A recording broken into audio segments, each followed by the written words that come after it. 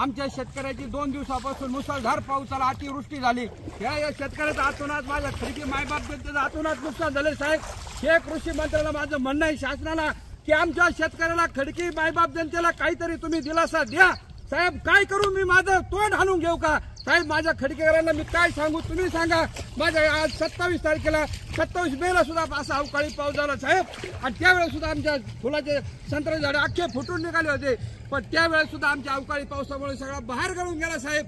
आणि त्यावेळेस आमच्या शेतकऱ्याचं इतकं मोठं नुकसान झालंय, आणि ते बी कुठं शासनाने त्वरित मध्ये त्यावेळेस सुद्धा दिले नाही। आणि आता हे दुसरं आसमानी संकट आमच्या खडकीला संकटात वाढवलं गेलंय। साहेब, तुम्ही सांगा मी काय करू? आज माझ्या जनतेला मी काय सांगू साहेब? हे बघा, माझं शासनाला एकच विनंती आहे, हे सगळं आज गाई गुरांना खायला सुद्धा चारा राहिला नाही साहेब। ही सांगा मी आज काय लोकांना सांगू? ही माझी एक शासनाला एक विनंती साहेब। रोकठोक महाराष्ट्राला सबस्क्राईब करा आणि बेल आयकॉनवर क्लिक करायला विसरू नका।